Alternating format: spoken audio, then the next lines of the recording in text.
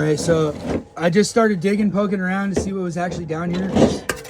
We're cutting this post like I was showing you in another video, and we're replacing it. But it's a good thing we are replacing the concrete, because if you look what's happening, this is older, degraded concrete. It's snapping very easily, and that's what was holding up this post that's holding up this little section of roof, right? So again, you can see all they did was over pour it, and it's all crumbling away, and that was just from barely tapping it with the shovel, right? That's all little chunks of concrete in there. See that?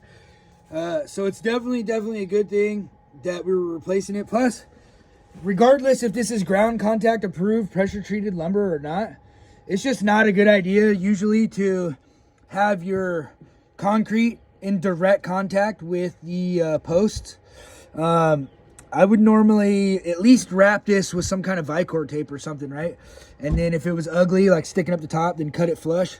And that's just to help keep the concrete from direct contact with the lumber, right? That's just same thing when we do a foundation and we would do our mud sill.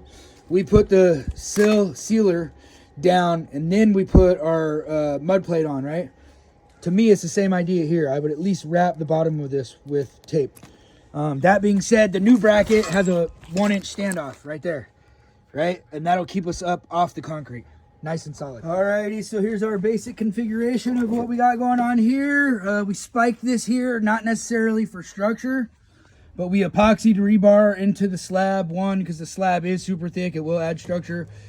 But mostly to where if any settling occurs, no matter what, this concrete here is going to stay flush. That's the whole deal, right? I highly doubt we're going to compact this down, get it cleaned up, and I highly doubt any settling is going to happen. The structure's old enough that any settling has already occurred for the most part. But that's basically what we're doing there, right? Won't be able to move this way. It won't be able to uplift. This has the big Simpson screws in it, right? It's got the 3/8 head. I think it's a full 1/4 inch by 2.5 inch depth Simpson screws. So I mean, this thing's gonna be sturdy, way sturdier than that dinky little thing with a 12-inch by 12-inch bracket. When we're using a 24-inch sono tube, right? We're not going full depth. I'm going 2 feet. That's a 4-foot piece. We're cutting that in half. We're doing 4 feet. Has to hold up the roof, and it has to support our beam back here. I know this isn't a very big span, but I'd rather overkill anything that I do than underkill it, especially when it's my design, my responsibility to take care of. Thanks for watching. Alrighty, so there you go. There's the Coca-Cola exposed aggregate. I'm not gonna spray it too much more right now. I'm gonna let it do its thing.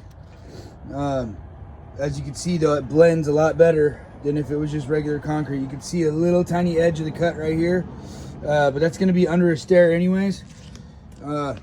That's gonna look a lot cleaner than if it was just exposed and then not exposed, right? So that was our theory behind that. Thanks for watching.